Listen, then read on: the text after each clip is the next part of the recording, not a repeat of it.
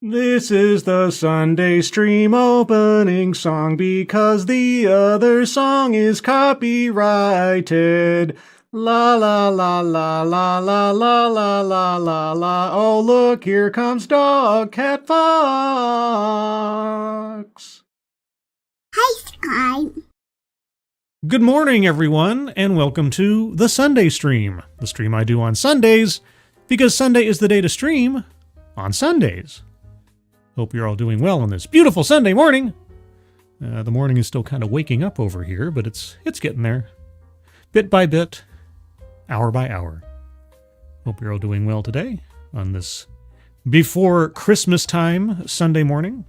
It's going to be a busy week this week, getting things ready and prepared for everybody being on vacation for the next week or so, at least in my world. Just a note, and I'll remind at the end of the stream, on Wednesday, Christmas Day, sir, there will be the annual TEDXmas event, probably about mid-afternoon on the West Coast time, but early evening elsewhere. I'll do another TEDx marathon with maybe some guests, maybe some games, who knows what else. But it'll be a fun time for anybody who's got some extra time on Christmas time. But before we get into today's news stories, and boy, we got a lot of them, a lot of stuff going on. Who's joining me on this beautiful Sunday morning? Advocatus Diaboli, good morning. Keeverdam, good morning to you. And thank you, Keeverdam, for posting the link at the top of the chat box for the Leukemia and Lymphoma Society donation page. Guys, if you can take a look at that, and if you are able to donate, please do so. But even if you're not, if you can share that out on social media, that would be appreciated. So thank you ahead of time for that. And thank you, Keeverdam, as always, for providing the link to the page. Adam Nixon, good morning to you. The Alexander, good morning. JB, good morning. Mike Savage, Blarg. TFA Oryx, good morning. Shady Grin, happy Sunday to you. Old Guy Gamer, good morning. Jill Powers, the River Daughter, good morning. Somnamnul Nation, good morning. Mike R, happy Sunday to you. Sunday. Shady Grin. Sunday Grin? Sure, why not? Sunday Grin? Good morning. Sabian187, good morning to you. Your internet's favorite lunatic. Luna? I hope everything's going well. I know you had a little disaster yesterday or day before. So, yeah, if you need any help with that, just let us know. We're here to help out if you need it. The Blakester, good morning. Spoonie the Rebel, good morning to you. Shadowclaw, good morning. Who else is here? Killer Turnus, good morning. Resolute Germ, hello. Anyone else? Oh, Found, good morning. Mr. X51, good morning to you. And I think that's everybody. I hope I didn't miss anybody. Oh, Corey Suzuki, good morning to you. But yeah, if I missed anybody, if you're lurking, if you're in the future, good morning. So yeah, we got a lot of news to get into, but first, the first story is actually, it hits a little close to home in a way, because the first story involves a TEDx alumnus. Yes, several years ago now, Kurt Metzger and I took a look at the TED Talk from Justin Baldoni. A link to that TED Talk, or TEDXcellence I should say, is in the description below if you'd like to watch it later. But yes, Justin Baldoni did a TED Talk where he was talking about how I don't need to be a better man anymore, or something like that. It was a anti-toxic masculinity, pro-male feminist talk. Justin Baldoni, actor, celebrity, now without a career, maybe.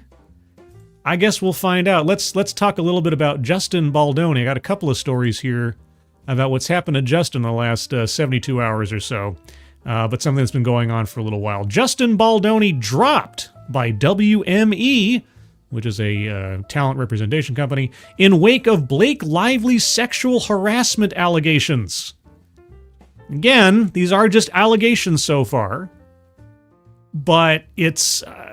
I don't know, when you hear male feminist and later on down the line you hear that they may have done something a little untoward regarding women, I don't know. Justin Baldoni has been dropped by WME. The decision to part ways with the It Ends With Us director and star came from the agency Saturday after Blake Lively filed a sexual harassment and retaliation complaint against him Friday night, sources have confirmed.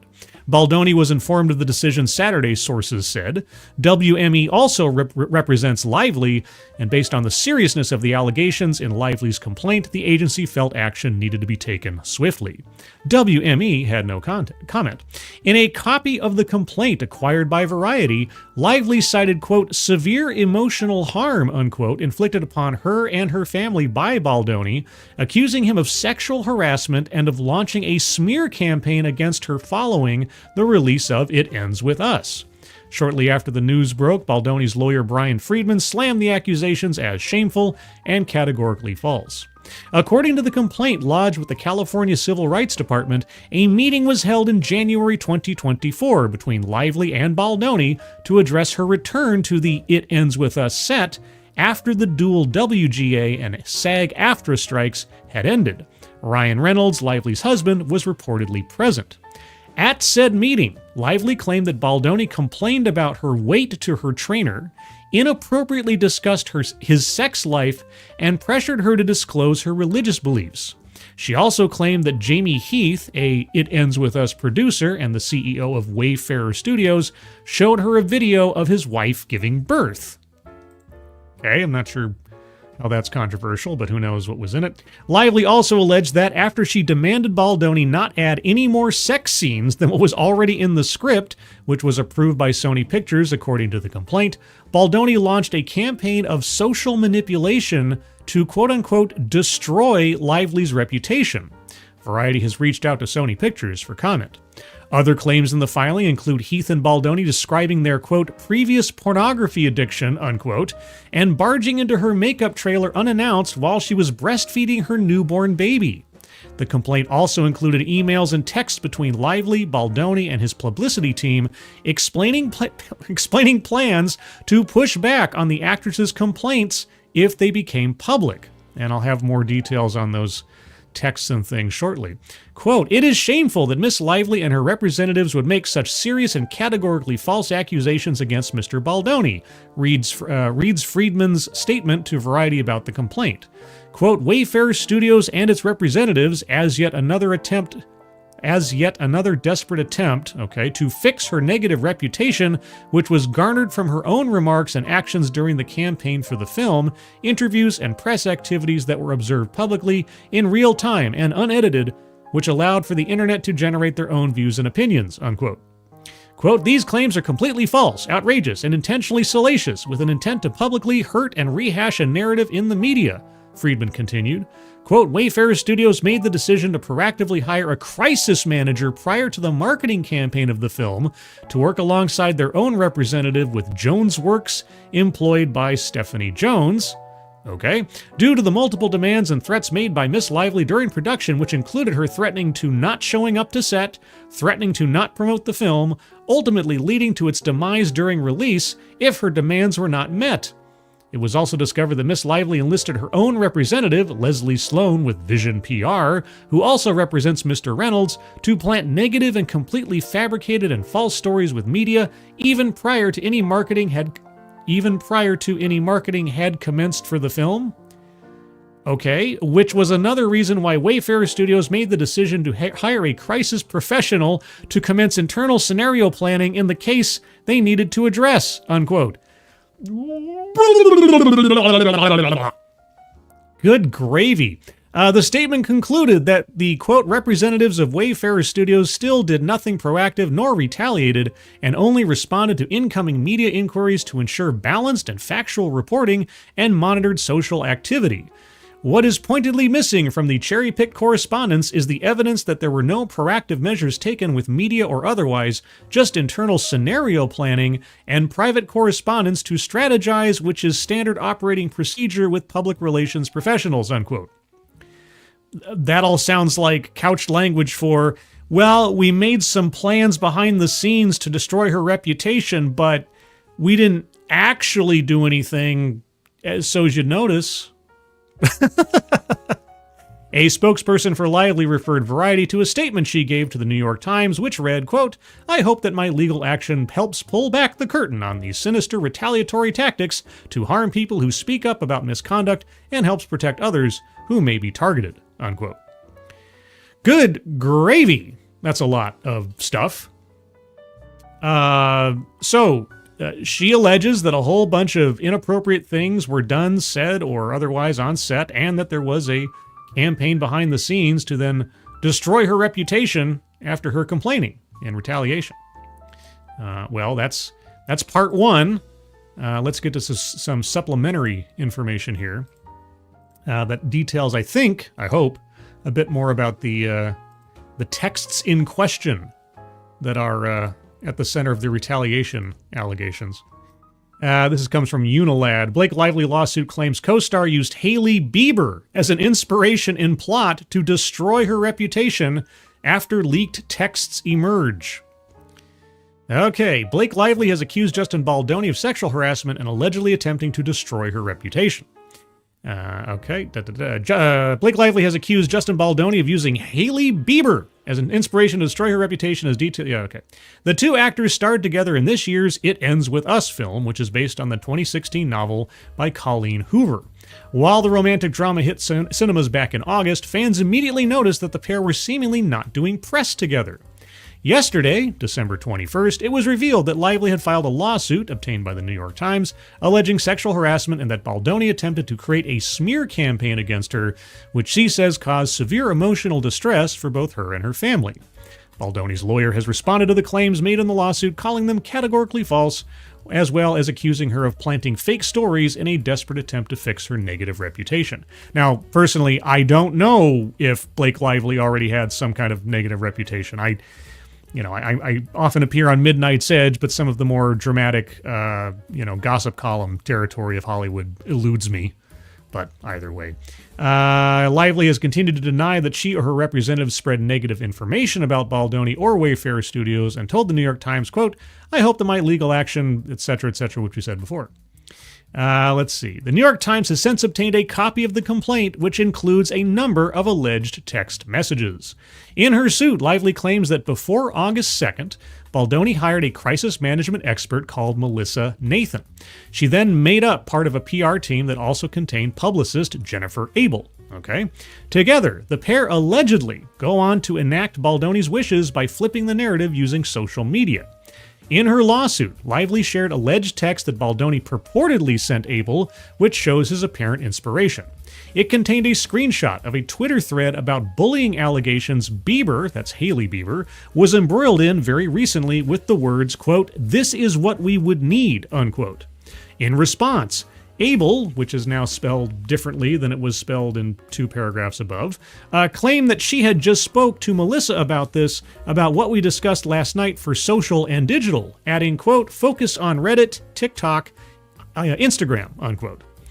According to the lawsuit, the team then allegedly, quote, "engaged in a sophisticated, coordinated, and well-financed retaliation plan," unquote, by retaining subcontractors whose job was to create 67 seed, I don't know what that means, and promote content that appeared to be authentic on social media platforms and internet chat 8 forums, unquote. Chat 8 forums? Okay, this is all terminology that I'm just not familiar with. On August 2nd, Abel, now spelled the other way again, wrote that she was having reckless thoughts of wanting to plant pieces this week about how horrible Blake is to work with, adding, quote, "She's putting us through hell," unquote. And on August 10th, a text message from Nathan's team suggested that they were, quote, "starting to see a shift on social," unquote, with Nathan later following up to claim that the majority of the socials are so pro-Justin and I don't even agree with half of them, unquote. Okay, elsewhere in the complaint, it was alleged that Lively had made certain requests following a meeting about an alleged environment being fostered on set, with some of the supposed demands, quote, being no more adding of sex scenes, oral sex, or on-camera climaxing by Blake Lively outside the scope of the script Blake Lively approved when signing on to the project. This is supposed to be a family show, guys. Other alleged requests also included, quote, no more showing nude videos or images of women to Blake, no more mention of Baldoni's alleged previous pornography addiction, no more discussions about sexual conquests in front of Blake and others, no further mention of cast and crew's genitalia, no more inquiries about Blake's weight, and no further mention of Blake's dead father? What? Good gravy. Okay, Unilad contacted Justin Baldoni's representatives for comment, and has also previously contacted Sony Pictures, Lively's, and Baldoni's reps for comments. So, drama much? Good Lord. Thank you, JB. Actor's gonna act. I don't know what to make of all this. Somebody's got a beef with somebody else, and suddenly you have gigantic teams of PR people all conniving behind the scenes, lawyers and this, that, and the other. I don't know. There's part of me that thinks, maybe somebody should be the adult in the room somehow. This is just bizarre. Hollywood is bizarre. And I know that seems like a simple thing to say, but man, it's not until you sort of pull back the curtain and hear about all the players that are necessary for a dispute on set. Like, you said something I don't like. Now, for all I know, she was targeted. For all I know, she was treated inappropriately. I don't know. But the response to this is lawyers, lawyers, lawyers, and PR teams to try to take down everybody's reputations online. How important do they think they are? I mean, I guess when you have like tens of millions of dollars riding on something, I guess maybe you think you're really important. But just a straw poll in the chat. Since August of this year, how many of you either heard about this controversy or even heard anything up, down, or otherwise about either Blake Lively or Justin Baldoni in relation to this film? If you heard anything, I mean anything at all, prior to this, put a 1 in the chat. If you have absolutely no idea what any of this is about until now, put a 2. Because I'm curious, how well did the socials reach out to destroy or embolden anybody's reputation? Before I look at those couple of things here. Adkis, I am reminded of a Norm Macdonald quote. Well, this may seem harsh, but I believe everyone in this story should die. I don't feel that strongly about it. I'm just kind of amazed at the absolute drama bombs here. Let's see. Shadowclaw, I never heard of any of it. Keeverdam, note. I have not. Not a peep, says Asan. Let's see. We got a 2. We got a 2. We got a 2. We got a 2. And a 2. Spoonie the Rebel decided to go all over the place and break the multiverse with a 21. Mike R's got a 2. Santa Mutant's got a 2. Mr. X has got a 2. Some Namnil Nation's got a 2. 2. Old Guy Gamer, 2 to 3. Okay. So even less than. Less than. Mez got a 2. Mike Savage has got a 2. Uncle Mikey's got a 2. Corey Suzuki's got a 2. Yeah, I had heard of the movie because long ago I read the book. Yeah. long ago. I think it was like 2017 or something. It was a used bookstore thing, or I can't remember why I picked it. I think I picked it up because it had something to do with domestic violence, and I was on a true crime binge. I forget what it was exactly, but I read the book. I have hazy memories of not really liking it. It didn't make a lot. It didn't logically make any sense to me, the character's behavior. Now, when you're talking about like abusive relationships and such, you could kind of believe, you hear stories all the time of people who stay in abusive relationships for far longer than they should, and it's hard to get out and so on. But there was, I would have to think harder in my memory about it. There was elements of the character's behavior and decisions that defied logic, even in sort of super fictional terms. What was it? It was something about the husband made a confession, and he had so much introspection about what was causing his problems that it just didn't make any sense that he hadn't done something. I forget exactly what it was now. It's right there on the tip of my brain from long ago. I remember I read the book, and it was sort of like watching one of those Netflix series where by the time you get to the end of it, you're just like, this doesn't make any sense. The people's behavior and actions make no sense. I'm watching one of those stories right now. It's a Finnish detective show called, I think it's called Dark Winds or something. And unless the laws of police procedure and evidence are just completely bass-ackwards in Finland, none of that story makes any sense if you just apply some basic investigative logic and police procedure. Like the whole thing would have fallen apart inside of like the first 3 episodes. Anyway, I'm going off, but man, there's some things that don't make any sense. And that's one of them. Anyway, so I only brought that up because Justin Baldoni, again, is a TEDXcellence alumnus. And if any of that is true, if the harassment charges are accurate and anything else, if he was insensitive on set and tried to push a woman beyond her comfort zone and so on, it flies in the face of some of the things he preached on his TED Talk. So there you go. They have detectives in Finland. I would have thought they had elves for that. Yeah, I don't know. Anyway, that was story number 1 of 2 articles. Let's go to story number 2, a little bit of true crime after a fashion, or more like state stupidity. I can't remember where I saw this story sidewise, but it struck me as completely ridiculous and thought I'd share it with you. Lockboxes, a controversial solution to child safety in Washington homes with fentanyl use. Now let's think about this before we even get into the story. You have a home where presumably, and not hopefully, but in contrast to children, hopefully it's adults who are using fentanyl and not the children. What do you do to protect children in homes with rampant and dangerous drug use? That you know drugs are being used with small children around. What would you do in such a situation if you were a state agency and found this out about a family? Well, let's find out what apparently Washington State is doing, if I can get to the story. Am I allowed to read the story? What's going on here? Where's the article? Is it just a video? What? Hold on a second. I had a whole article for this, and now I don't have an article for this. Okay, let me try to find a print article for this. I apologize. I was under the mistaken impression that I had a print article for this, but it's a bunch of ads with no text. So I guess it was just a video? Hold on. Let's try to find an actual... Is this the actual story? There we go. This is the... disable my ad... Oh my gosh. Am I disallowed from reading it because of my ad blocker? Is that it? No. Okay, well, let's try this one. Why the heck was that going on? Okay, let's try this again. Apologies. Technical difficulties or, I don't know, journalistic difficulties or something. Let's try this again. See that now? Do we see that? We do see that. Okay.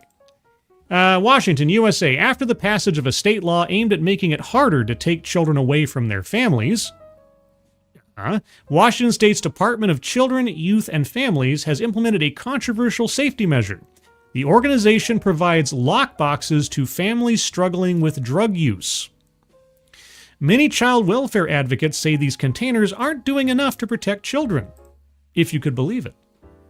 Danielle Steele, is she still writing romance novels? Danielle Steele of North Bend has spent the last 10 years gathering evidence, trying to prove to the state that she should get custody of her 2 nieces and nephew. She said records of fractured bones, burns, and long stretches of missed school days show the kids are in danger. Quote, "It's a pattern of neglect," unquote, said Steele, who has collected hundreds of pages of documents related to the kids. Quote, "There's so much evidence in here, and the fact that, no, they weren't helped," unquote. Okay. Steele said an incident in the fall should have been the parents' last chance to keep their kids in the home. According to court records, her 3-year-old niece overdosed on tranquilizers. While CPS didn't remove the kids from the home, they did give the family a tool aimed at keeping the home safe. A lockbox. Or in other words, a drug stash box. The King 5 investigators found early last year that DCYF started giving parents who use drugs like fentanyl a lockbox. The boxes have pamphlets, Narcan, and other items tailored to the needs of each family and cost up to $100. DCYF did not provide the number of boxes that have been given out, but did say they are given out often.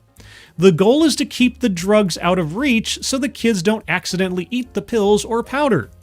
Child welfare experts say lockboxes are no match for the highly toxic nature of fentanyl. Well, how about the highly toxic nature of adults high on fentanyl in the first place that are in charge of children? Talk about a Band-Aid on a gunshot wound. Thank you, JB. This reminds me of safe use sites, which are a horrible idea. There was one here in town, but they got rid of it, thankfully. F those people. Yeah, it seems like kind of backwards thinking if you think about it for 5 seconds.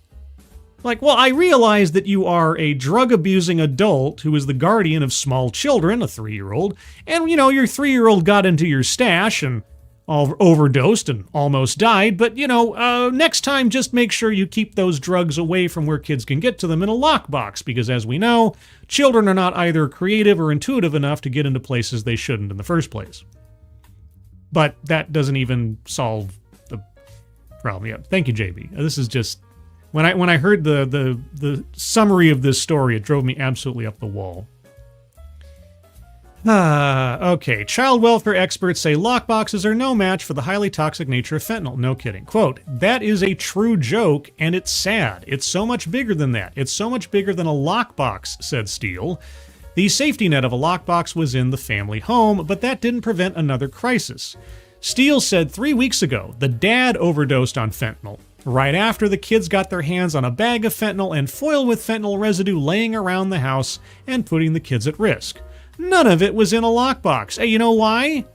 Because drug addicts don't keep their drugs locked up the whole time when they're using them around small children in their care. What?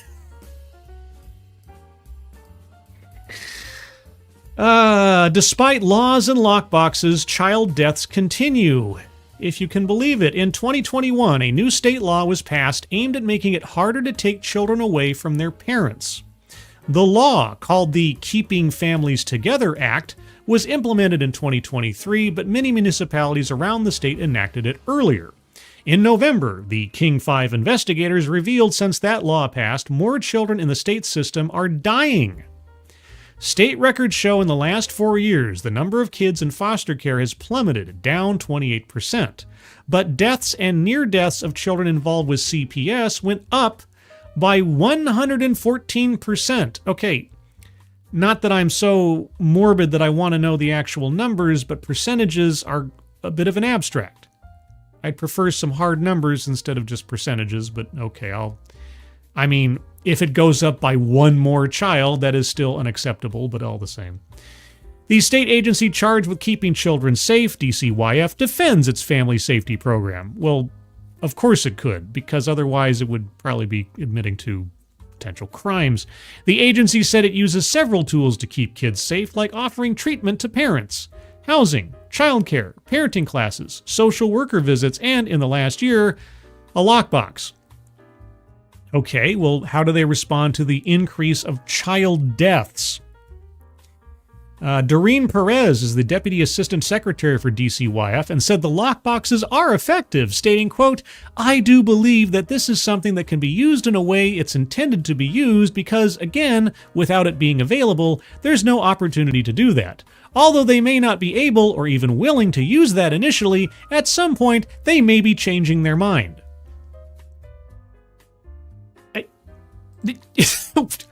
What?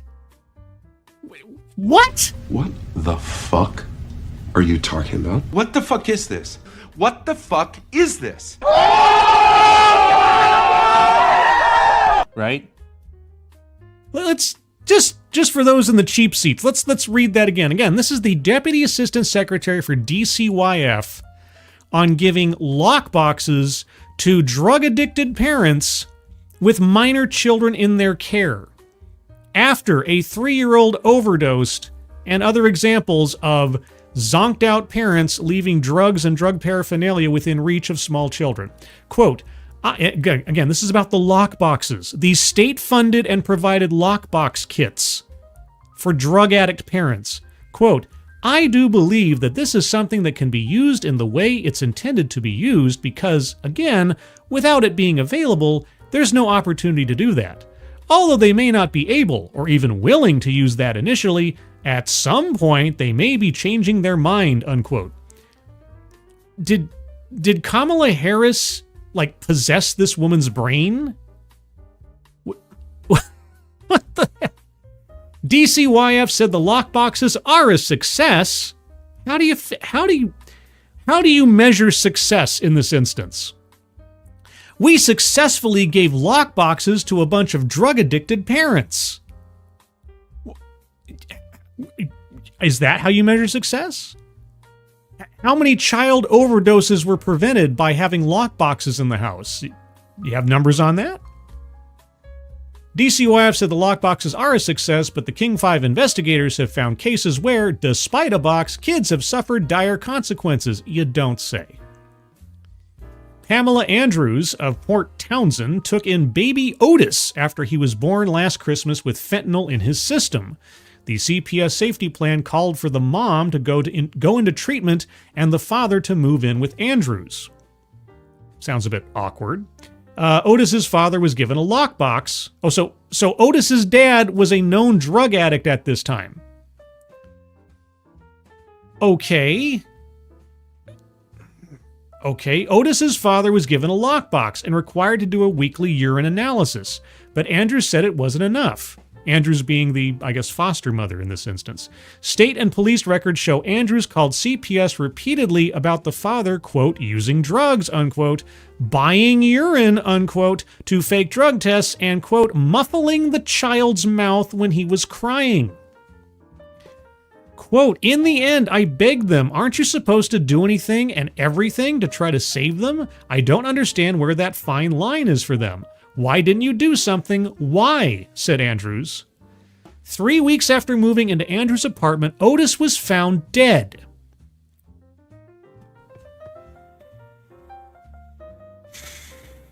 He was in his car seat, left in a bush on a nature reserve. A toxicology report found small amounts of amphetamine and methamphetamine in his system. Detectives also found drugs and paraphernalia on the father. None of it was in the lockbox. Quote, it's just beyond heartbreaking. How can you do that to someone? He deserves so much more. He was going to be great, said Andrews. Again, Otis was a baby. Right. So, less than a year old? According to the Jefferson County Prosecutor's Office, Otis's father was arrested and charged, but those charges were later dismissed without prejudice. That means charges could be filed again. Well, will they? What? Okay, I haven't really paid attention to Washington State all that much since Chaz and Chop and a couple of other things, but holy cow. You want to take the measure of a government and its effectiveness, look at how it treats its most vulnerable. Good gravy. Thank you, JB. It's just late-term abortion. Ugh. I get it. I know. Ugh. Yes, gallows humor. Thy name be JB. Thank you, JB.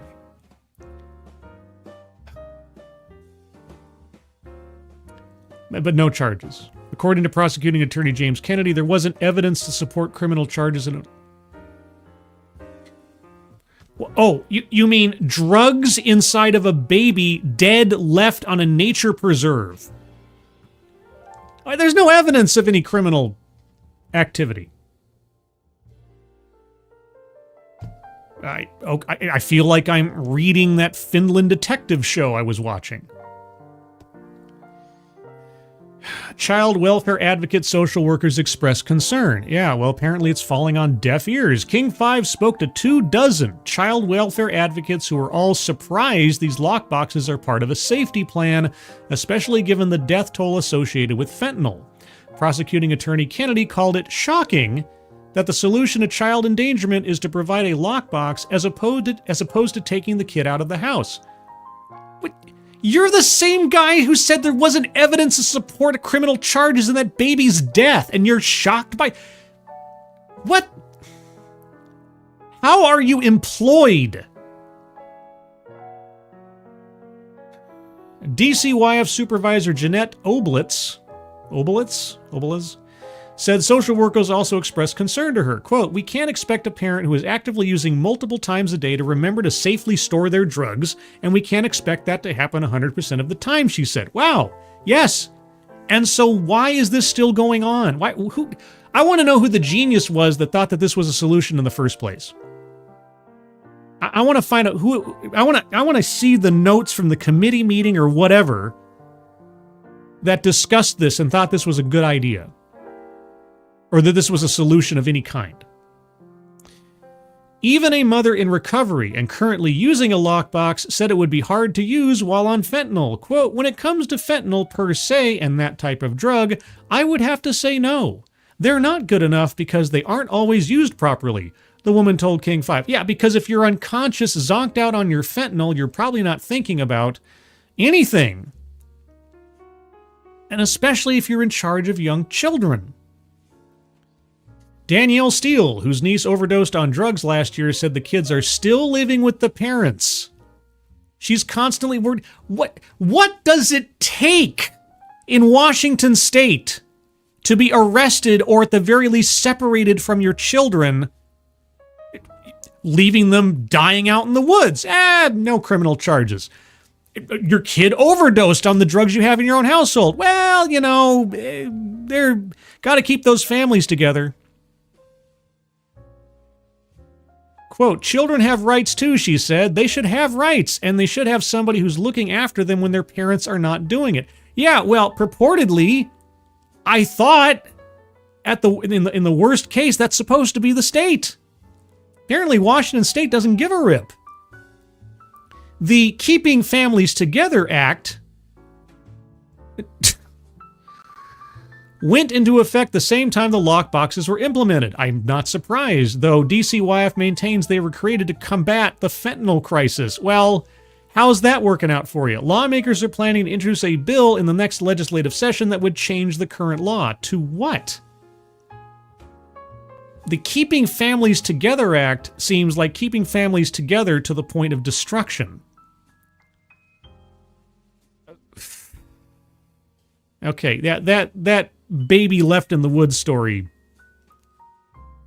I can't recall if I already referred this story off to Misery Machine and True Red, but if I haven't, I'm going to again, just on the off chance I forgot, because this needs some highlighting. This is absolutely this is ridiculous. This is ridiculous. In fact, I'm just going to send it to him right now, because this is one of those things that needs a lot more airtime if it hasn't been already. And if they've already done a story on it and I missed it, I'll take the L on that one. But because this is nonsense.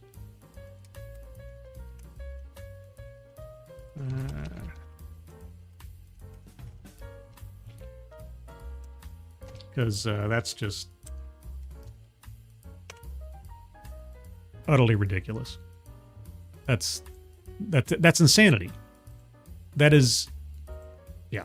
Anyway, couldn't tell. I'm a little upset. That's just a little upset. Yeah, I just left my methamphetamine filled baby in its car seat out in the woods somewhere to die alone. But yeah, criminal charges, nah. Manslaughter, child abuse. Yeah, no, it's fine. It's fine. Okay, well, I can imagine you guys have some things to say on this. JB, this is beyond retarded. It's like someone looking at a gun safe and thought, how else can we use it? Yeah. It is called exposure. Yeah, exposure does it too. Doesn't help when you're a helpless baby and you're filled up with drugs. Let's see. Killer Turnus. I know we should pull a winter of love in Washington over the show. It's the winter of love. It's the summer of love. Let's see. Probably was someone on a lot of drugs themselves that okayed this bill. We must keep families together. I have a sneaking suspicion. That the We Keep Families Together Act was implemented in defiance of Donald Trump. I know, this might be conspiracy theory territory, but we have heard no end over the last several years of the left wing complaining about immigration reform and so on, and keeping families together, keeping children with their families. Under every circumstance, we separate parents from their children, or we should, all the time. If a parent commits a crime, that parent's going to go away. And if they happen to have children, well, the responsibility was on them to see to their children's care. And that also means staying out of trouble. Because we don't want children to be supervised by criminals. And the parents have to pay for their crimes. We should do that as a matter of course. It's part of a reasoned and sane society. But apparently in Washington state, no. We're not going to be like those evil right-wingers that would take children away from their parents, even if their parents are demonstrably irresponsible, terrible people who can't take care of themselves, let alone a child. But no, we're going to be the virtuous ones. I know, maybe that's just too far afield. Maybe I'm doing a stretch like Mr. Fantastic, but I have a sneaking suspicion that this entire thing was inspired by let's not be Trump kind of things. I could be wrong. Swirly, listen, lockboxes and drug tests are great and all, but if there's no consequences for drug use, they will continue to use drugs.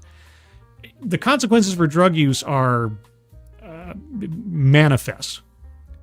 It's the consequences for being an irresponsible, neglectful, abusive parent or guardian that the state is supposed to compensate for. If you want to sit in your own apartment and abuse drugs to your absolute end, very few people can stop you. But small, innocent children should not also have to suffer the consequences of your bad behavior. And that's where, purportedly, in the last option, the state is supposed to step in, or at least respond when a reasonable adult says, "Hey, look, this family over here is falling apart, and there are small, innocent children who can't take care of themselves falling victim to it."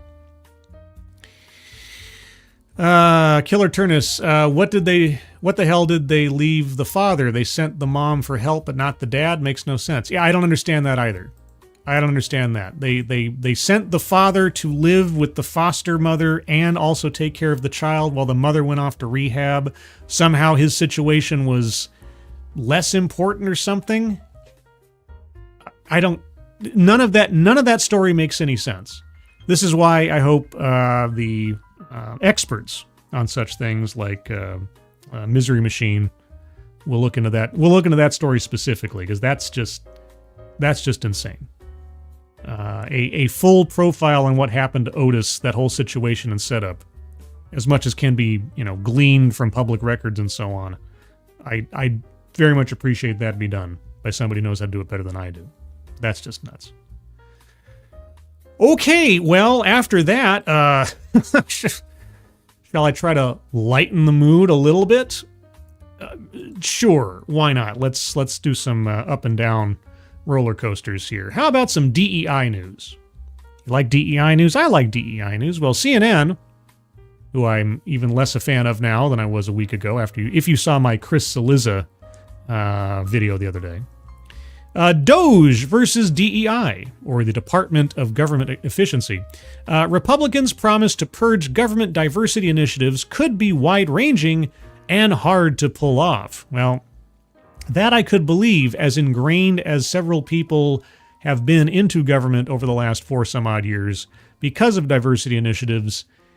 There's probably a lot of people that are probably difficult to remove or hard to find. Let's see. Elon Musk and Vivek Ramaswamy, the 2 billionaires tasked with slashing government waste, are expected to recommend an agency-wide purge on spending on diversity, equity, and inclusion initiatives, 3 sources familiar with their plans told CNN. That could include eliminating entire divisions involving DEI in agencies across the government. Good. Such as the Office of Equal Employment Opportunity, Diversity, and Inclusion at the Department of Health and Human Services. Equal employment opportunity followed by diversity and inclusion. Contradiction in terms. It's like military intelligence.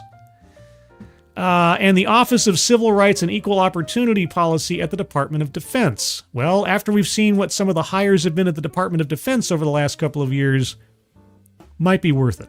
Quote, anything having to do with DEI will be gone, said one of the people familiar with the plans for President-elect Donald Trump's new Department of Government Efficiency, adding that Republicans in all branches of the incoming government are on board. Quote, everyone is committing to working together and rooting it out, unquote. Musk and Ramaswamy have made no secret of their disdain for DEI. Musk called it, quote, just another word for racism earlier this year. And CNN, is he wrong? Quote, an efficient government has no place for DEI bloat. Time to DOGE it, Ramaswamy posted last month. Among DOGE's first recommendations for action could be rescinding Biden-era executive orders related to DEI, according to one of the people familiar with DOGE discussions. It's still so funny to say DOGE unironically when referring to government action. I tell you, it's just dog, cat, fox. I think dog, cat, fox. Every time Doge is said, I think dog, cat, fox. Wowie, wow, wow. Yeah, there's a ranting monkey, dog, cat, fox. Let's see. President Joe Biden expanded government workplace DEI protections by signing a number of executive orders widening them to include a broader group of Americans, from pregnant people.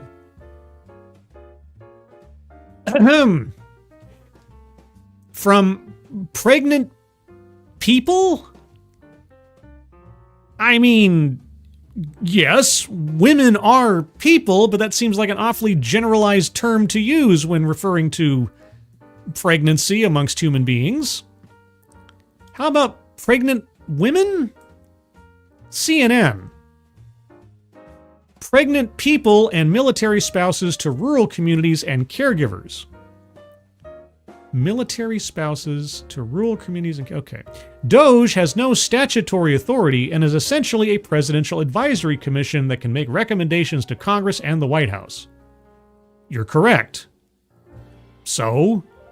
But there are indications that targeting DEI-related initiatives will be a priority for empowered Republicans looking to cut spending across Washington.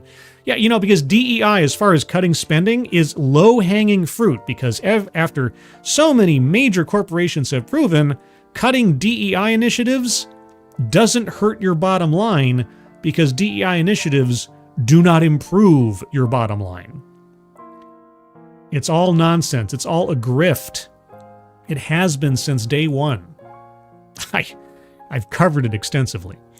Pete Hegseth, Trump's pick for defense secretary, gave a laundry list of DEI-related initiatives that he says Trump has told him to remove at the Pentagon.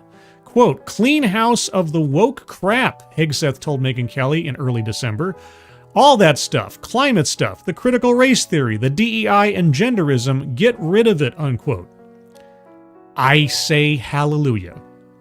Supporters of government DEI programs worry about what this means for protections and opportunities for groups of people historically discriminated against.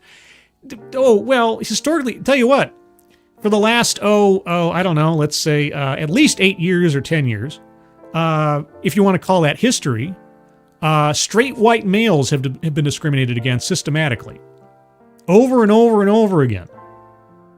And if you take any of those three elements, they've been specifically downgraded in opportunities in anybody who possesses them for about 10 years now. So I don't know, is a decade historical enough for historical discrimination? How about we do like what the Civil Rights Act of 1964 was meant to do and do away with estimating people on those factors in the first place, which is what DEI does. DEI has gotten away with federal crimes for years if you just apply the simple language of Title VII. But somehow they keep rationalizing it away as somehow being a justice of a kind, and not some kind of quasi-revenge. Quote, it's so important to always remember those three letters of the acronym and just realize what it actually is, which is about creating fair and equal opportunity for people regardless of their identity and backgrounds, unquote, says David Glasgow, executive director at the Meltzer Center for Diversity, Inclusion, and Belonging at the New York School of Law. Yes, David Glasgow, who I have quoted several times in the past, who has constantly tried to defend DEI. It's just about fair and equal treatment, everyone. It's about equal opportunity. By first estimating someone's value to the company on the basis of their racial or gender demographic. And all that merit stuff, it's not in the acronym. It's about diversity, equity, and inclusion. It's not about skill, talent, or merit. No. Can't have that. Republicans in Congress tend to share Ramaswamy and Musk's hostile view towards DEI programs. Georgia Representative Marjorie Taylor Greene will chair a new House subcommittee to work on DOGE initiatives, along with House Oversight Chairman James Comer, both of whom have been critical of DEI. Quote, "We support the concept of DEI," said a Republican congressional source familiar with DOGE's goal of eliminating DEI, "but having offices specifically dedicated to DEI within government departments isn't necessary," the person added. The concept of DEI is discrimination. What do you mean you support the concept of DEI? Are you getting caught up in the dictionary definitions of those words rather than the actual, function of it? We go back to the DPRK. Oh, the Democratic People's Republic of Korea. I mean, those words are what they are. Therefore, the end result must be exactly what those words describe. Right? We support the concept. I want to know who this Republican congressional source was. I want to know who he's talking about. Who's we? Okay. A DOGE spokeswoman did not respond to CNN's request for comment. Do you mean DOGE spoke people? A DOGE spoke people? Okay. DEI across the federal government. Any purge of DEI initiatives would affect hundreds of millions of dollars or more in proposed government spending. Good. The answer there is good. With potential ramifications for thousands of federal workers, contractors, and the communities they serve around the country. Yeah, workers employed on what basis? Contractors hired on because of what exactly? Could it be contractors that are first considered on the basis of how much of a diversity metric they meet in their ownership? Before we actually talk about skills, ability, or work history? Yes, these are good things. CNN's trying to make you think they're not. This is bad. It'll affect hundreds of millions of dollars. Yeah, good. Millions of dollars of waste. Millions of dollars going to people and subcontractors and vendors, not on the basis of merit, but on the basis of aesthetics. I know, it's a terrible thing. But wiping DEI initiatives out of the government could be a Herculean task, in part because it's next to impossible to track. What do you mean, CNN? What is and isn't considered DEI is subjective, leaving open the question about what will and won't draw the attention of DOGE and what will ultimately be cut. Here's a quick one, CNN. And I know it's really difficult to figure this out. If a government agency has a certain amount of its budget set aside to provide and recruit people on the basis, or vendors on the basis, of the demographic split of their ownership or their personal attributes, that is something to cut. So if, for example, the Department of Transportation has 10% of its budget set aside every year for women and minority-owned vendors, you cut that program out. And you put that money back into the general pool. And you evaluate people for contractual positions and vendor positions on the basis of the merit of the company and not the aesthetic of the ownership. I know it's a difficult thing to figure out. It's really tough. But if you find an element in a government program that evaluates someone or an agency on the basis of the aesthetics of its ownership in any way, shape, or form, you stop it. That's the lowest hanging fruit. It's also already kind of written into federal law, Title VI and Title VII of the Civil Rights Act of 1964. I know, it's a difficult thing to estimate. And there may be some very subtle and nuanced things here and there embedded in law or policy, but I can point you right to the easiest and lowest hanging fruit. Calculating the total cost of DEI across the government would require going to each agency individually, according to the Government Accountability Office. Quote, even then, the information may not be available since there are no requirements for agencies to specifically collect or report that information, unquote, the GOA said in response to inquiries from CNN. Well, maybe they should. Maybe they should. Maybe they should have been required to this whole time. And maybe, again, as we've already seen in a previous stream I did regarding a lawsuit against the Department of Transportation, where they already have a program in place that sets money aside specifically for vendors and contractors based on the ownership appearance of said vendors and contractors. Well, maybe, just maybe. The Office of Personnel Management, the federal agency in charge of leading DEI efforts across the federal government. Well, would they have the statistics if they're in charge of it? Are they tracking what they're doing? Declined to comment for this story or provide any information on an overall figure for total DEI spending. Wait, do you mean to tell me that the Office of Personnel Management, a federal agency powered by taxpayer money, is not willing to provide information on what they're doing or how much they're spending on it?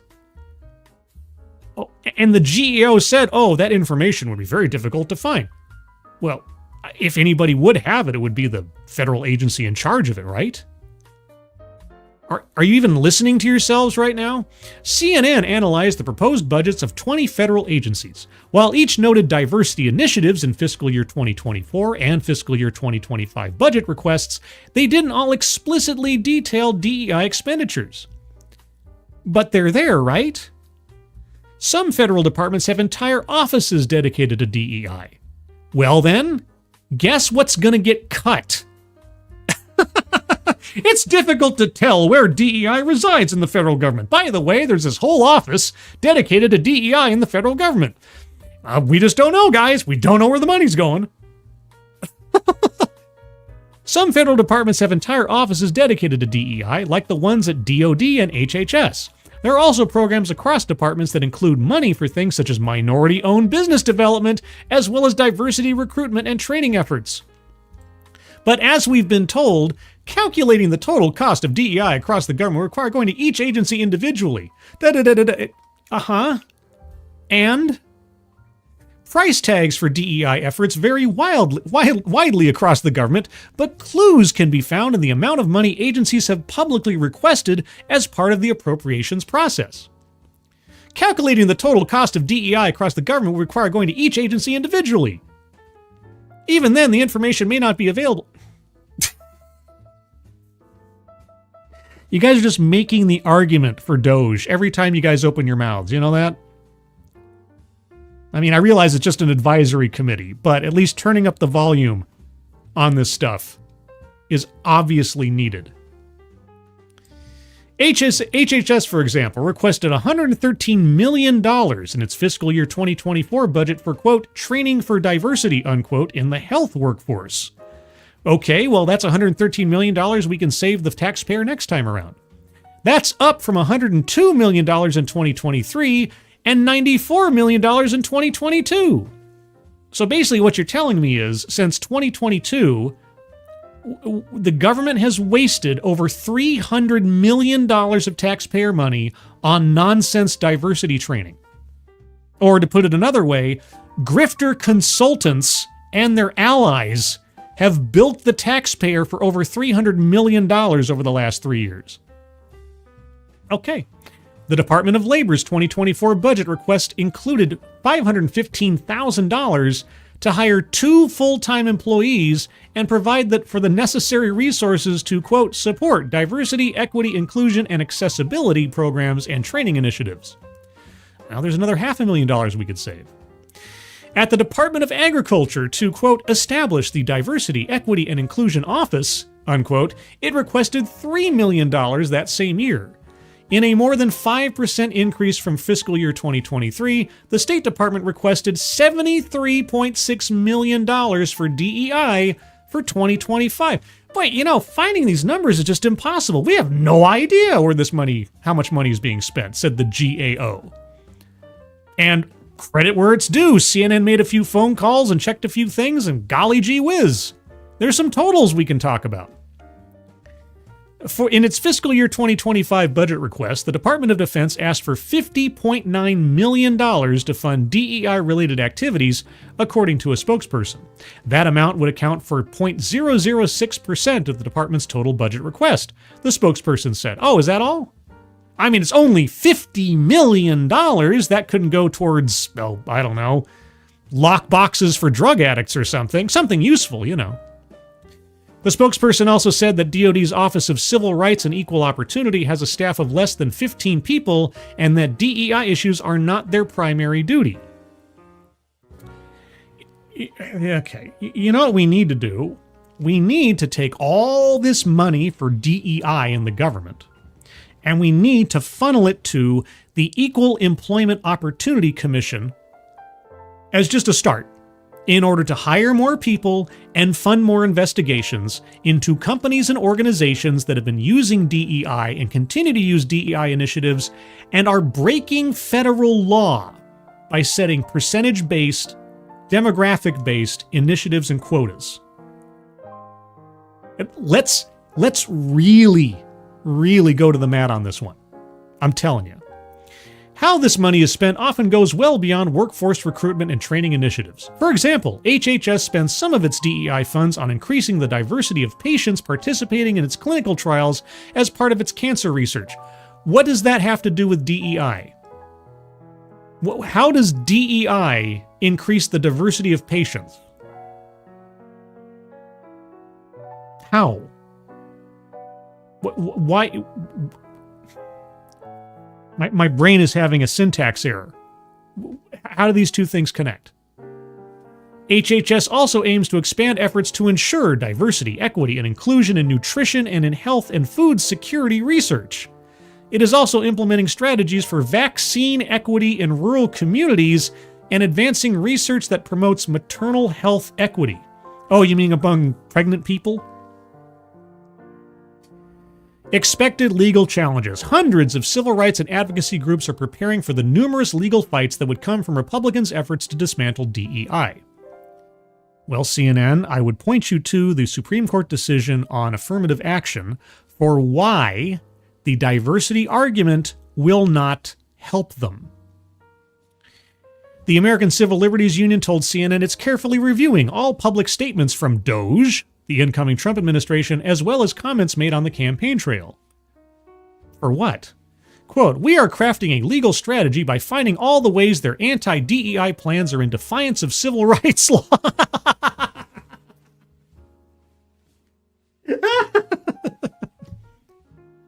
DEI is in defiance of civil rights laws.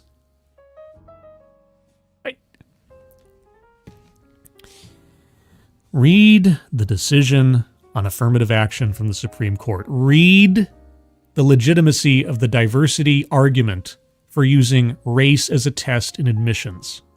Extrapolate that to what DEI does in the workplace, just as one example. Not even mentioning all of the companies or vendors who receive federal money as part of being on a contract plan, which makes them federally funded, which makes them fall under Title VI. But just use your imagination for a second. Anti-DEI plans are in defiance of civil rights laws. Okay, well, let me just say that, sure, there has to be a check on whatever that they're doing or may do to ensure they don't actually violate the law in the process of getting rid of DEI, which is in abject defiance of the law. But if you're going to defend DEI outright, you make no sense. Said Renika Moore, director of the ACLU's Racial Justice Program. Yes, justice predicated on skin color. As DOGE works to identify how to wipe out DEI government-wide, it will have a likely ally in the Department of Justice, where Trump's pick to head the Civil Rights Division, conservative attorney Harmeet Dillon, is expected to reverse Biden-era civil rights initiatives. Dillon also isn't likely to legally defend government agencies whose DEI programs are targeted, one of the sources said. A representative for Dillon declined to comment. Good. DOGE will also have strong allies in Congress, where Republicans have already written at least one piece of legislation aimed at ending DEI protections. In June, Texas Representative Michael Cloud and Ohio Senator J.D. Vance, now the vice president-elect, introduced the Dismantle DEI Act. I cannot tell you how happy I am that this is finally all coming down, and coming down from the top within the next month. As many of you know, I've been railing against this stuff since essentially the beginning of my channel. shouting into the wind, how is this legal? Why is this allowed to go on? This is deteriorating the entire idea of personal responsibility and personal merit in our society as this is allowed to continue. Why? Why? I am so glad this is happening.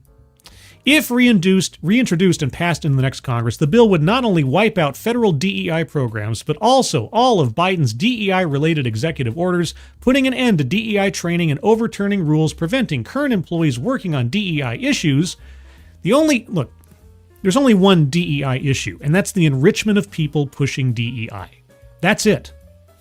That is the only issue DEI addresses, is taking money from the taxpayer, money from corporate America, and putting it into the pockets of advocates and consultants who are doing nothing but selling snake oil.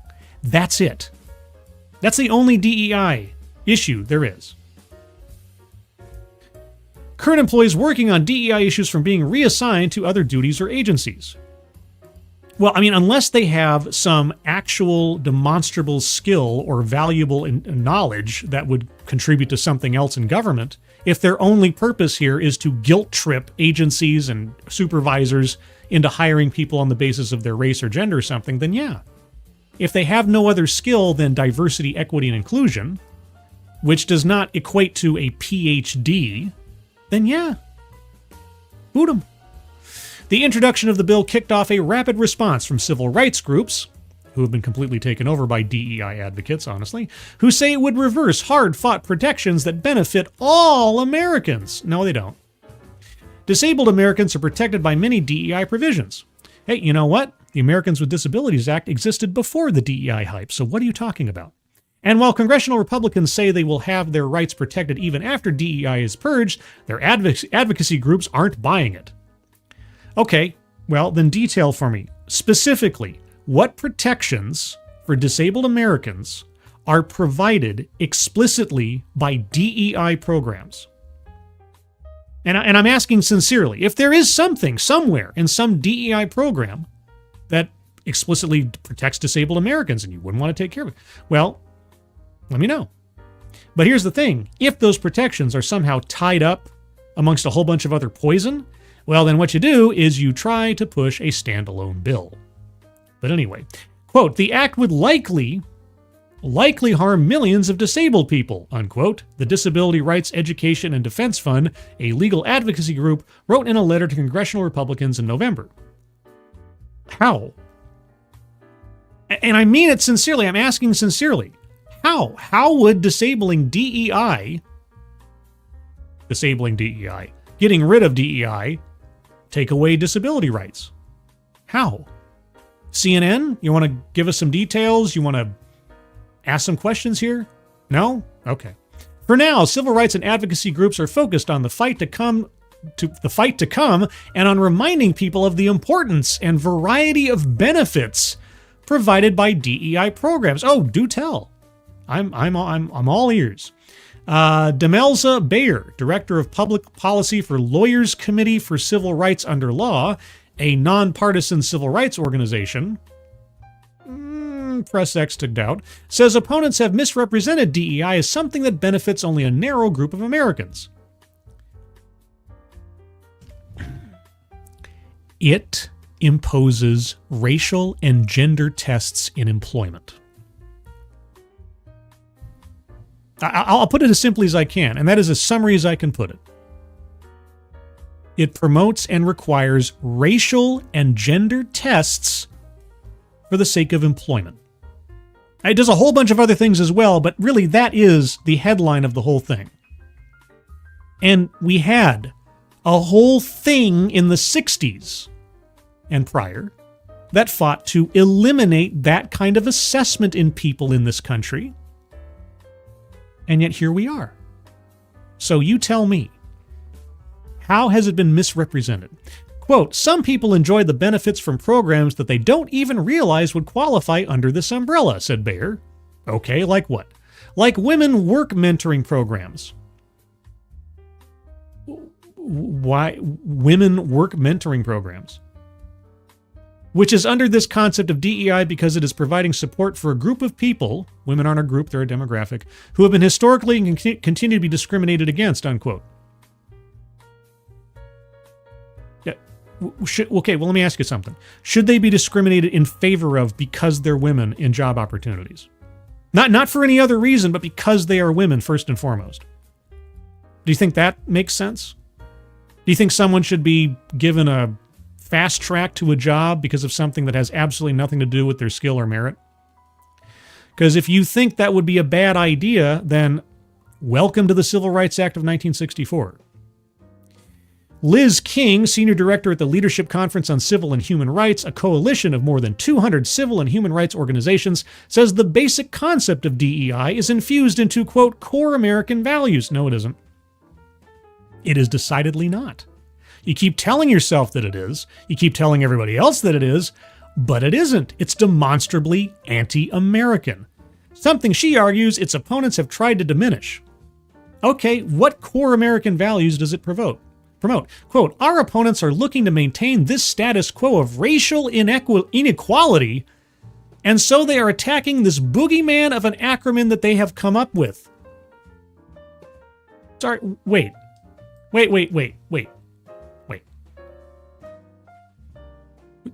Our opponents are looking to maintain this status quo of racial inequality, and so they are attacking this boogeyman of an acronym they have come up with.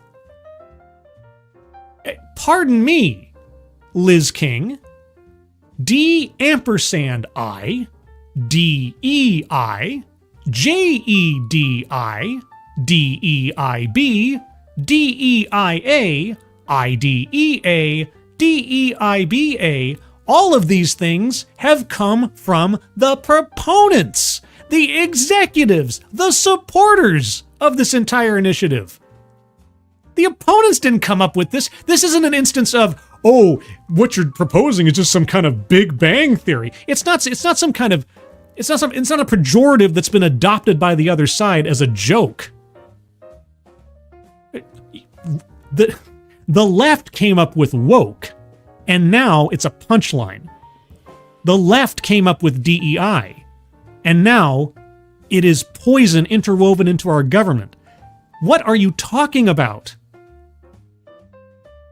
But we are talking about a core question of democracy. Oh my God, you know what? It's kind of ridiculous now. Anybody who uses the word democracy as an argument point has already lost credibility with me. Unless they really, really have some good explanations. There is growing concern among disability and civil rights groups about how eradicating DEI programs will impact the enforceability of settled civil rights laws on the books. Such as what? Such as what, CNN? Quote, it is not possible to comply with our civil rights laws without also pursuing diversity, equity, and inclusion and accessibility, said King. Quote, challenges to DEI allow the violation of our civil rights laws, and that's why we're going to see them in court. DEI violates civil rights laws. I point you again to the affirmative action decision of 2023, where the Supreme Court said an argument to diversity does not trump Title VI or the 14th Amendment, does not allow you to discriminate in opportunities on the basis of race in college admissions. And those very elements easily transfer over to problems with DEI in the workplace because they are one for one. The only difference being in one instance you're talking about an institution funded by federal money, and in the other instance you're talking about a private business. But the threshold is exactly the same. You are not allowed to discriminate on the basis of race or sex or religion, country of origin, ethnicity, and so on. That's it. You don't know what you're talking about. Or if you do know what you're talking about, you're sure as heck not telling me, and CNN's not doing a very good job of explaining what exactly is under threat that hasn't already been covered by pre-existing civil rights law, or the Americans with Disabilities Act, or anything else that has existed before DEI showed up. I'm a little passionate about this, if you hadn't noticed. Oh, man. What a cluster. All right, let me give a minute or two here for you guys, because I went on there for quite a while. Tier Alexander. 60s, scribe history only started after 2016 when Trump was elected. This is true. This is the Satsu 2 cents rule. All history stopped and was erased and only began in 2016. Only then did anything matter. Everything prior to that is irrelevant. Advocates Diaboli. DEI is just discrimination they justify, and as such do not see it as discriminatory. They will never get it. Well, not only do they not see it as discrimination, they can never admit that it's discrimination, because that would make them the bad guys. If they actually stopped for a second and thought about exactly what it is that they're pushing, well, there's only two situations. Either they are lying to themselves and or they are lying to everybody else and trying to push DEI as some kind of core American value argument. Because ultimately, if they actually had to admit to themselves what they're doing and what they're promoting, they would have to admit that they are the bad guys when it comes to core American values. Wes Wolliver, good morning, Scribe. I'm going back to the beginning of the stream. Well, when you catch up to this, good morning, Wes. Let's see. Jill Powers, River Daughter. My old boss at Fisk was the first one I ever heard diversity explained as exclusion of everybody who isn't black. I mean, that is definitely the thing. Anybody who is, if you're either white, straight, or a male, any one or combination of those three elements is an immediate mark in your disfavor for opportunities in employment or promotion and leadership. The more of those elements that you have, the less likely you are, at least at present, to have those opportunities. Those are marks in your disfavor. Now, just replace any of those three elements, straight white male, with any other orientation, any other race, and either of the genders, or the other gender, and people would probably have a problem with that. If you said, we need to reduce the number of gay Asian women in our company. There are too many gay Asian women in this company, so we're going to hire on the basis of orientation, race, and gender away from those elements. You would not hear the end of the outrage, and rightfully so, because supposedly we did away with this kind of stuff, at least in the legal sense, back in the 60s. But no, there's acceptable anti-American values been going on for at least 8 years now. Anyway, I'm glad this is all coming out. Liesel 7, why is DEI mixed in with the ADA? I don't know, and they didn't explain. Isn't it interesting how they kept coming up and kept saying, oh, this will affect Americans with disabilities. This will take away protections for people with disabilities. Oh, okay. Which ones? How is DEI, which is a policy initiative, okay, in most places, how is that going to affect established law? And again, I'm asking sincerely. I don't know. But of course, we weren't told. We're being scaremongered into thinking, oh no, we're going to destroy people's lives if we take this away. Instead of saying, oh no, we're going to destroy the livelihoods of grifters if we take this away. Tier Alexander, I have a rule. If you change one word in a sentence, it becomes bad. Then it is wrong on all counts. Well, this is this kind of goes just as I've mentioned this before. I have 5 tattoos. One of the tattoos I have is on my right arm, on the inside of the forearm. It's a 3-barred equals sign. Okay, so imagine an equal sign, but just with an extra bar. This is a symbol from symbolic logic. And how a 3-barred equal sign works is you put value A on one side and you put value B on the other. Right? And so these two things are demonstrably different from one another.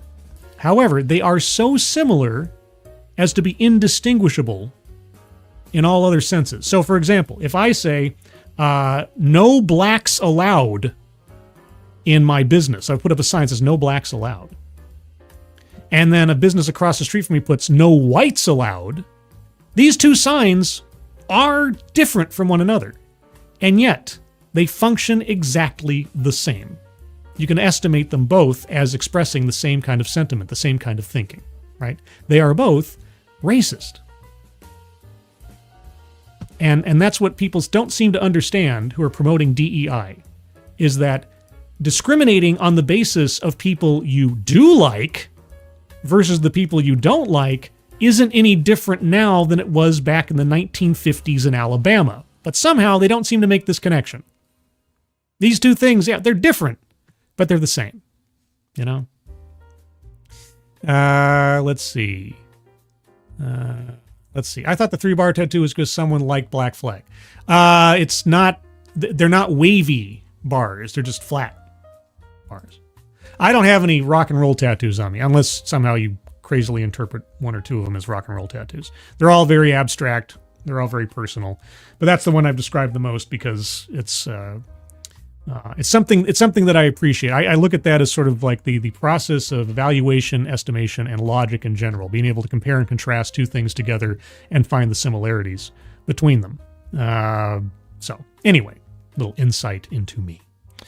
Moving on, we got a couple more stories here. Let's do one. Let's see I gotta remind myself. Oh yes, this story was submitted through the Discord from Ostsan. Speaking of DEI, Justice Ketanji Brown Jackson, a longtime theater lover, makes her Broadway debut. Her dream has been fulfilled. Supreme Court Justice Ketanji Brown Jackson made her Broadway debut this weekend. She also made history as the first member of the nation's highest court to grace its storied stage, according to the production that invited her.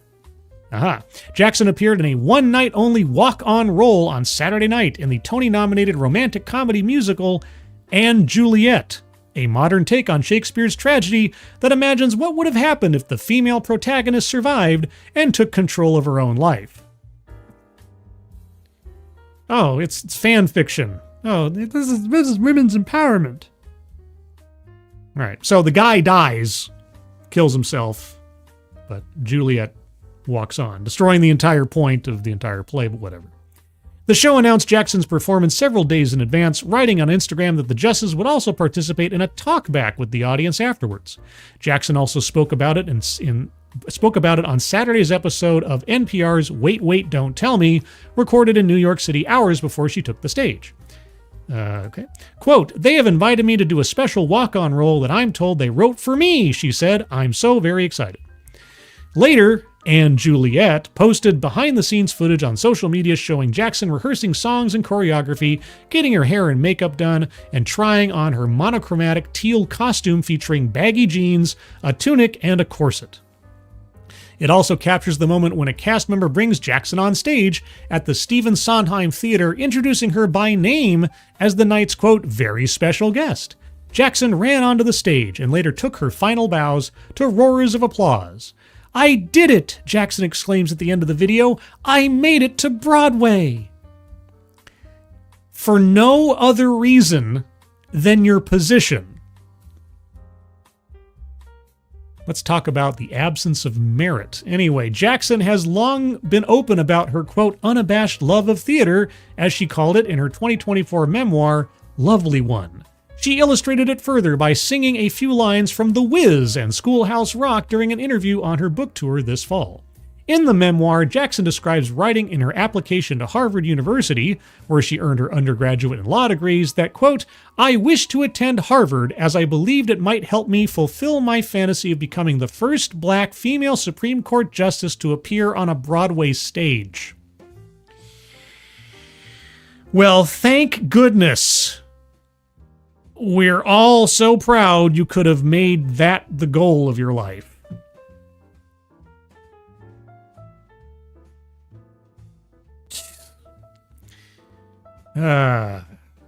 It's the secret, everyone. It's the power of positive thinking. Well, now that I'm a Supreme Court justice, hopefully I can do what I've always wanted to do and appear on Broadway as the first black female Supreme Court justice. I mean, a lot of boxes to tick there before you hit the stage. I mean, she couldn't have pursued a career in acting or performance or something. Well, but maybe she did. Jackson went on to pursue theater during her time at Harvard, including performing in a production of Little Shop of Horrors alongside frequent Wait Wait panelist Mo Rocca. How convenient. She also took a drama class in which she was once a scene partner with future Academy Award winner Matt Damon. Matt Damon, as she recalled in the Wait Wait interview.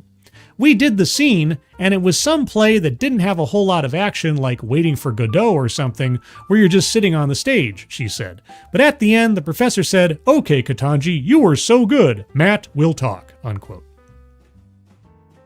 I'm sure that's how that went. Jackson became the first black woman to serve on the U.S. Supreme Court after she was nominated by President Biden and confirmed by the Senate in 2022. And neither of those elements say anything about her qualifications. But it's the only thing we ever hear about when it comes to her. It took just 2 more years to make the rest of her fantasy a reality.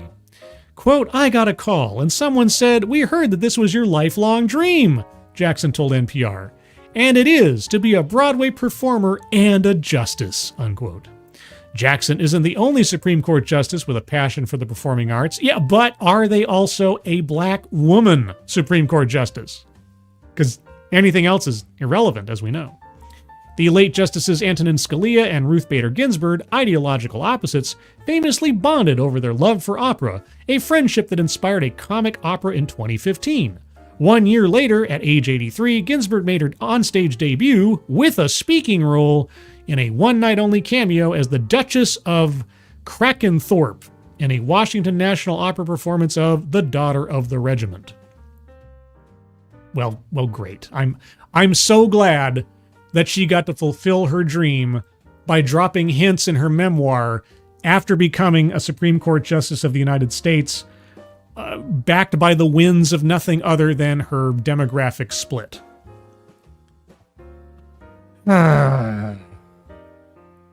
Oh, but we plebs, we can only hope one day to end up on Broadway as a black female Supreme Court Justice, I guess. Let's see. Another one from the Discord server. This one comes to us from Bridget, who tells me that this is moon news. I need some more moon news in my life. Give me some moon news. AMC Robotics, I didn't know the theater chain did that, selected for prestigious Plug and Play Japan program. Okay, Tokyo, December 13th, 2024. AMC Robotics, a robotics startup enabling Industry 4.0 in hard-to-access and hazardous areas for strategic industries, has successfully been accepted into the accelerator program Winter-Spring 2025 batch of Plug and Play Japan, a world-class accelerator venture capital company. Okay, the company helps startups to connect with the corporate venture landscape in Japan and provides funding and business development support. We started engaging with Plug and Play Japan earlier this year, and their team has been incredibly diligent and supportive. Being in their program will help us to deepen our relationship with the Japanese venture and corporate ecosystem and is a great step towards establishing our local presence. Okay, Bridget. Where's the moon news? AMC Robotics aims to deploy its robots across the maritime industry in Japan and use the Plug and Play program to further expand its business into energy-related industries such as offshore oil and gas for the inspection of hard-to-access and hazardous areas. The company is currently raising a seed financing round and plans to relocate all of their managerial staff from London to Sendai once the round is concluded. Where's the moon news? Okay, about AMC Robotics. AMC Robotics is a space robotics company. Well, why'd you bury the headline? Founded in 2016. AMC has a partnership with Tohoku University Space Robotics Lab in order to develop the Space Cargo and Reconnaissance Explorer, or SCARE. They say it's SCAR-E, but I think they put the hyphen in there just to break up the fact that it's SCARE. SCARE is a hexapod climbing robot intended for use in the exploration stage of the space resources value chain while boasting a wide range of Earth-based applications, including in the maritime and renewable energy sectors. AMC is headquartered in London with a U.S. subsidiary and a research division based in Japan. Okay, that's as close to moon news as we get. These are robots that are technically originally built for space exploration. So I guess we could scare the moon soon. I guess. All right, well, thank you, Bridget. Let's see over here. Michiru Kirarugi. Japan has cool robot stuff and no DEI. I think these are connected in some way. I know, right? I mean, if you actually populate your workforces with people who have the skills and experience regardless of what they look like, you might end up with better outcomes, more innovation, and a higher bottom line. But no. That stuff only happens with DEI, not without it. Let's see. Rand American. It is scary. The Wall-E Lion King crossover. We've all been waiting. Oh, nice. I like that. Ooh, you're sharp. Rand American. That was sharp. I like that. Oh, Hoko Sports from the last story. Remember, Justice Thomas is compromised by going on vacations with his friends. KBJ is just living out her dream. Yeah. Now, here's a Broadway show you can show up on. Oh my gosh, this has been my dream. I wonder if she dropped any other dreams in her book, if they would have come true. Like, I'd like to be the first female black Supreme Court justice with a free mansion in Buenos Aires or something. And then I was like, oh well, we in Buenos Aires have a extra mansion sitting around from previous inhabitants. You can have it. Oh my gosh, my dream is fulfilled. Anyway, in our final story, sort of in the same realm as patting yourself on the back for a job badly done, ICE report showing more deportations, too little, too late for Biden. Now, I've seen the number associated with this story. Let me just give you an analogy before we get into the text of this. Imagine, if you will, I walk up to your house and throw a brick through your window, and then I fix it because I'm a glass repair company, and then I ask you for praise and a payment. Imagine if that were the case. Nothing in between. It's not like I threw the brick through your window and you didn't see me do it. No, I just break your window with a brick, and then I fix it, and then I request your praise and validation. Okay. Immigration and Customs Enforcement released its annual report Thursday, touting the fact that ICE deported more immigrants who are in the country illegally than it had in any year since fiscal 2025. Guys, we deported more immigrants this year than Trump ever did. Now, we're not going to also mention that we opened up the floodgates and allowed millions and millions and millions of illegal immigrants and elsewise into the country in the meantime, which offsets this great number by quite a bit. But no, more than Trump we did, guys. ICE deported 271,484 immigrants, including nearly 89,000 with criminal histories. You mean aside from all of the people that came into the country illegally in the first place that gives them a criminal history immediately? Okay. That included immigrants charged or convicted of homicides, sexual assaults, robberies, and other serious offenses. Wow, 271,484 immigrants. How does that match up with the number of illegal immigrants that have entered the country since Biden took office? Or just within the last fiscal year? ICE said it prioritized arresting non-citizens with criminal convictions or pending charges. Great. How about just arresting non-citizens writ large? But sure, if you know someone has a criminal conviction or is a known criminal first and foremost, sure, get them out of the country. I guess that would be the priority, but okay. Over 70% of those arrested by ICE were convicted or alleged criminals, up from about 40% of those arrested the previous year. Of the 271,484 immigrants removed from the U.S., 237 were known or suspected terrorists. Wow. Okay. How does that number compare with the number of illegal immigrants estimated to have entered the country in 2024, fiscal year 2024? Quote, while these numbers are encouraging, it's hard to reconcile the fact that the Biden-Harris administration is attempting to take credit for putting out a fire they started nearly 4 years ago, said Sheriff Kieran Donahue of Canyon County, Idaho, the president of the National Sheriff's Association, said in a statement provided to the National News Desk. Immigration was a key issue in this year's election, with President-elect Donald Trump accusing President Joe Biden of being soft on border security. Trump campaigned on immigration issues and vowed mass deportations. Trump confirmed his plans to deport undocumented immigrants en masse during the recent Meet the Press interview. Quote, "Well, I think you have to do it," Trump said in response to a question from NBC News' Kristen Welker about whether he plans to deport everyone who is here illegally over the next 4 years. Quote, "Number one, we're doing criminals, and we're going to do them really rapidly," Trump said. There were 10.8 million illegal entry encounters nationwide from fiscal years 2021 to 2024, up from about 3 million during the 4 years before that. Okay, so let's break this down then, right? The 271,000 was just in the last year, correct? Any year, right. Okay, so fiscal year 2024, they deported 271,884 immigrants. All right, and there were 10.8 between 2021, 2022, 2023, 2024 fiscal years. Okay, so 4 years. All right, so just doing some basic math, we get 10,800,000, hold on, let me do the math here, 800,000, all right, divided by 4 equals 2,700,000 illegal immigrants, let's just say on average, for fiscal year 2024. Now, here's the thing.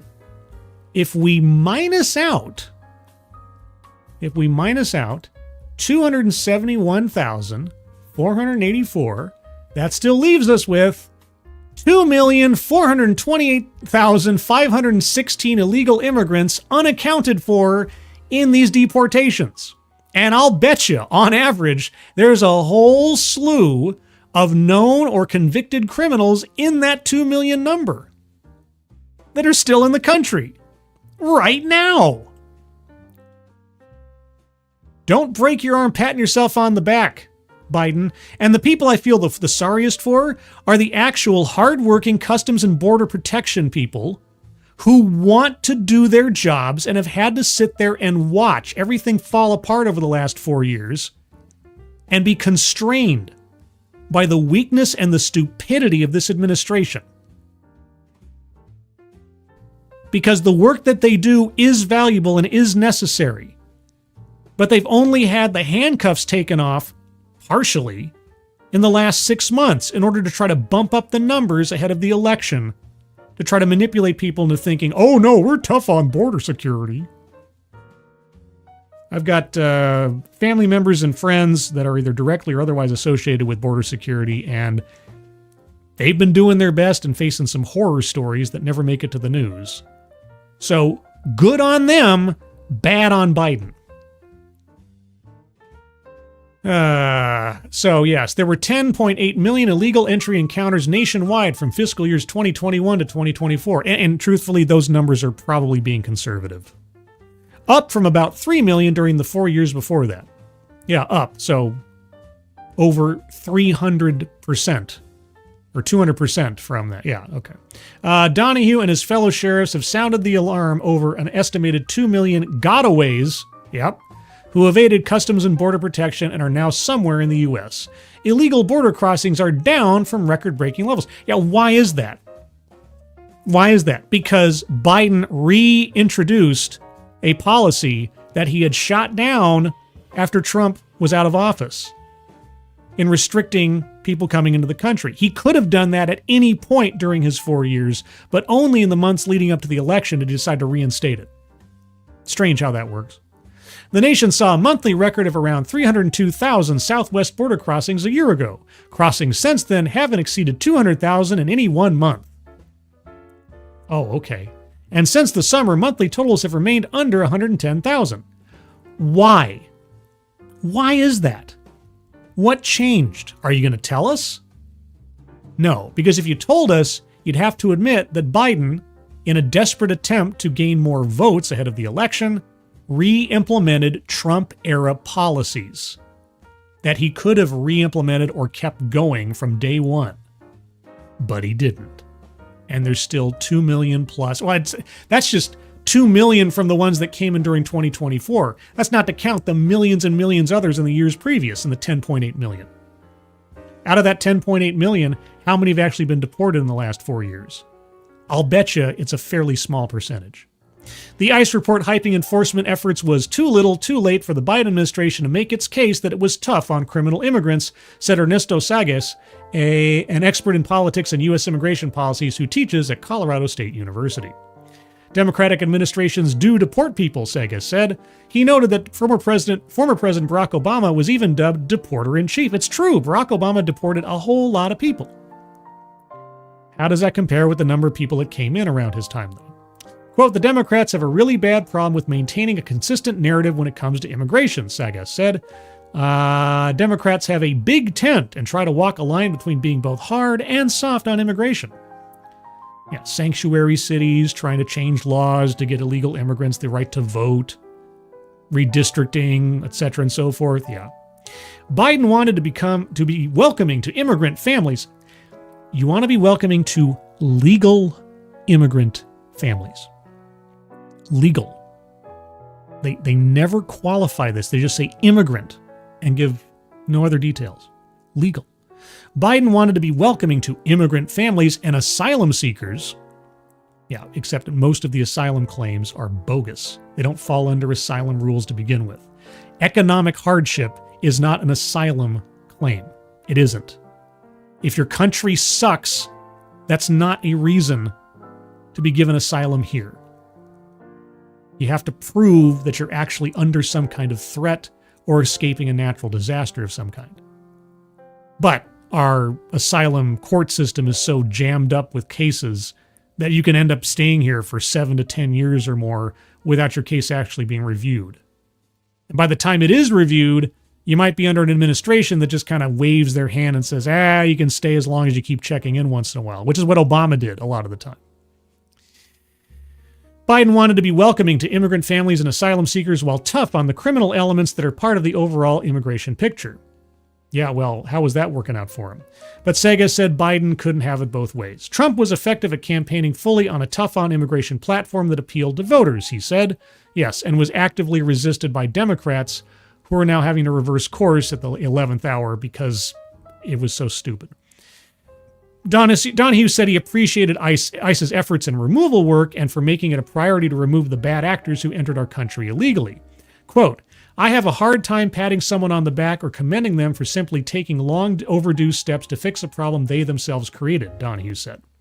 Yeah, again, I'm not going to fault the ICE enforcement agents.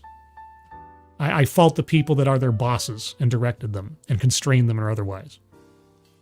The sheriff said he expects the incoming administration to, quote, do everything possible to remove those individuals who pose a threat to our country. Well, I certainly hope so. And I certainly hope that if the Democrats decide to stonewall these efforts like they did when Trump was first in office, that they get primaried and routed out by Republicans or more reasonable Democrats by 2026. Because, man alive, it's just so stupid. Anyway, I think I'm going to start wrapping things up, guys. My voice is starting to give out, and I've already gone over my usual time here. Let's see what you guys have to say. Rand American. They are particularly hard on the children, but I believe that's referred to as trafficking. Yeah.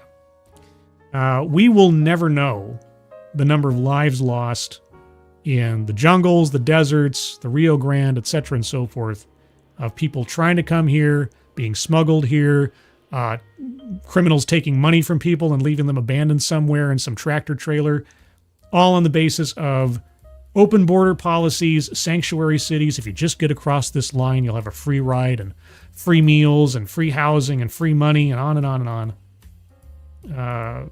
Yeah, it's disgusting is what it is. Disgusting. Jill Powers, the River daughter. They aren't asylum seekers or refugees. They're fleeing economic poverty. Yeah. Economic migrants do not qualify for asylum seeking status. They don't.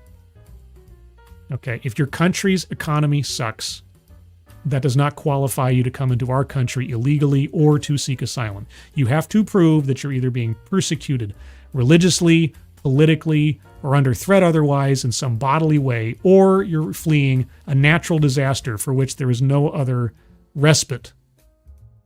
That's it. Or a war zone or something. My country's economy sucks and I can't get a better job doesn't give you asylum rights here. But of course, again, you can lie about why you're coming to the country, and the time and the bureaucracy it would take to prove or disprove your claim is so jammed up that you can effectively get a 5 to 7 to 10 year free ride in the meantime. That is, granted that even after your asylum claim is rejected, you'll actually be deported. I've got a playlist on my channel called Expatriate Games, where I've got a whole bunch of stories from early Trump territory of people being finally deported years after their asylum claim was rejected, and they were only still here because Obama kept giving them a free pass, as long as you check in every 6 months, kind of thing. Michiru Kurugi. You know, we could turn the border into an ordnance testing zone. Oh, no. No. I get where you're coming from, but no. No, we need to, it's ridiculous. It's ridiculous. We need to take all this, again, what should we do with all this excess DEI money we're not going to be spending in years to come? Hey, hire some more border security. Hire some more judges to process asylum claims. Lock down the places that we can, policies and otherwise, that just allow people to come in.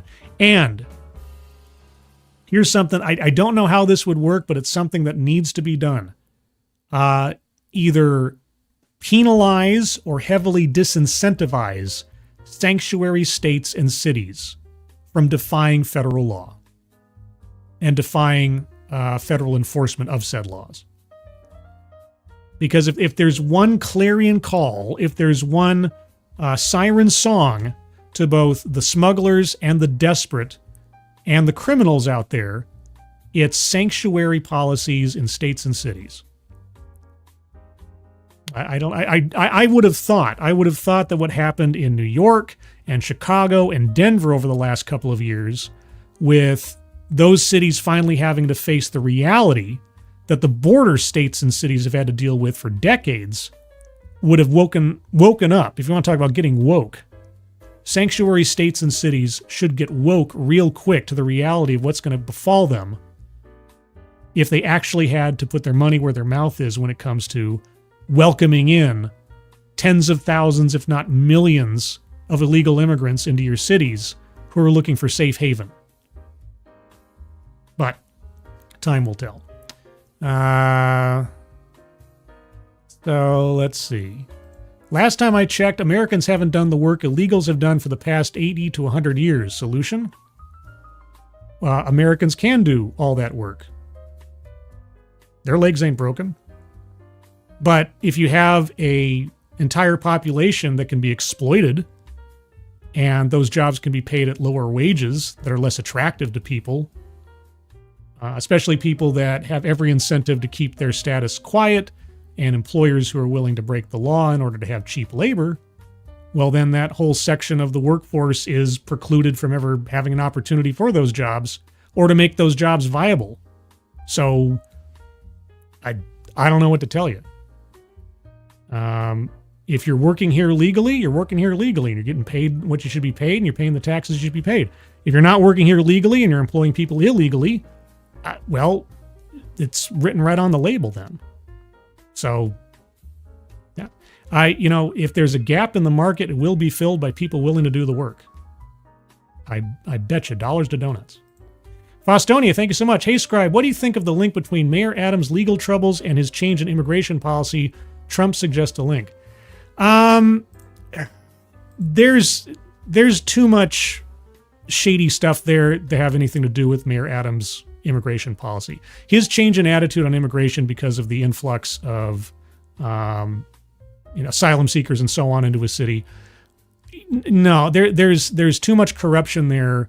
There's too much smoke that there's not a fire when it comes to not only the people around him, but the money that his campaign took from foreign interests and then gave waivers to effectively for building code violations and things. There's a lot of stuff going on there. It doesn't feel like retaliation entirely because he changed his opinion on immigration.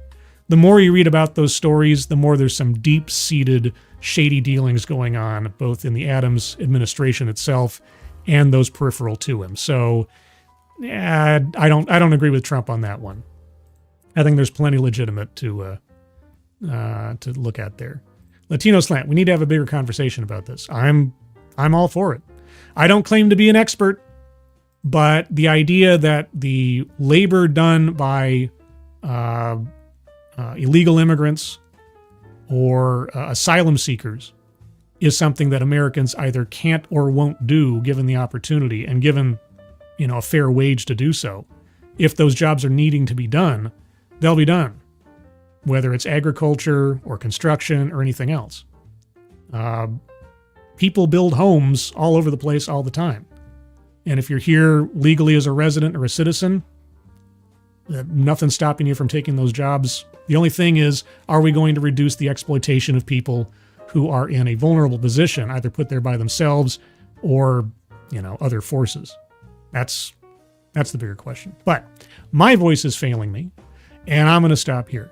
Obviously, there's a lot to talk about all these stories. And if you have any other comments or thoughts on them, I would appreciate you putting them in the comments afterwards. Or you can always talk about them more over on the Discord server. If you'd like to join the Discord server, there's a link to the Discord server in the chat right now. To click on that, you'll find yourself on the landing channel called Say Hello. And in addition to saying hello, you just have to say the secret word. And today's secret word is Latino Slant.